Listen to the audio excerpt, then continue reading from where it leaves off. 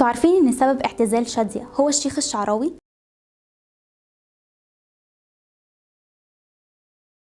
انا حبيبة مصطفى في سر جديد من اسرار ابيض واسود. النهارده بنتكلم عن فنانة عظيمة جدا قلوبنا كلنا متعلقة بيها وبصوتها الرقيق الناعم، وهي شادية. بس في الحلقة دي مش هنتكلم عن اغانيها وافلامها اللي كلنا حافظينها، لكن هنتكلم عن اسرار في حياتها الشخصية وايه سبب اعتزالها المفاجئ وحاجات تانية كتير. يلا نبدأ. شادية كانت من اسرة بسيطة بتحب الفن، واهلها كانوا دايما بيدعموها في مشوارها الفني. شادية وهي صغيرة كانت بتغني في التجمعات العائلية، وده اللي لفت انتباه والدها وشجعها انها تبدأ مشوارها الفني وهي لسه صغيرة. على فكرة فريد الأطرش هو اللي اكتشف موهبتها وهي صغيرة في إحدى الحفلات. شادية ما بدأتش مشوارها بسهولة، بالعكس دي كانت بتواجه تحديات كتير جدا عشان تثبت نفسها كمغنية وممثل. بس واحدة من الحاجات اللي قليل يعرفوها إن شادية في البداية كانت هتنسحب من الفن بعد أول فيلم ليها العقل في أجازة، بسبب إنها حست إن الفيلم ده فشل، لكن الحظ لعب دوره لما المنتج حلمي رفلة اختارها في فيلم تاني، ودي كانت بداية انطلاقتها الحقيقية. رغم إن شادية كانت مشهورة بشخصيتها البريئة على الشاشة،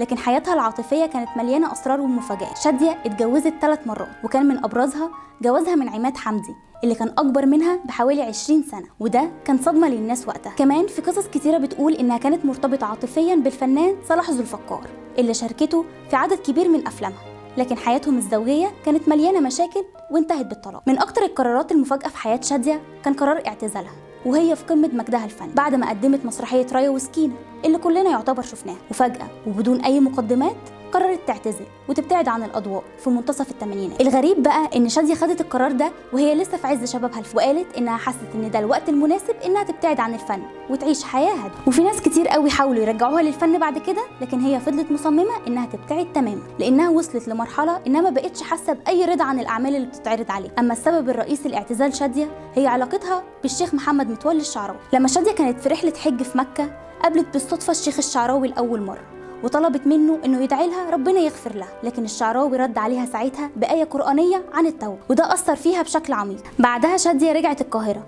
وبدأت تقرأ القرآن وتصلي بانتظام. بعدها بفترة راحت للشيخ الشعراوي تاني في القاهرة وبدأت تزوره بشكل مستمر مع صحابها، وده ساعدها أكتر على اتخاذ قرار الاعتزال والتفرغ للعبادة وقراءة القرآن. في النهاية اتوفت شادية 28 نوفمبر 2017. شادية هتفضل دايما في قلوبنا بصوتها الجميل وأفلامها الرائعة. حياتها الشخصية كانت مليانة أسرار وحاجات كتير ما ظهرتش للإعلام، لكن هي فضلت واحدة من أكتر الفنانات اللي حافظوا على صورتهم الجميلة قدام الجمهور.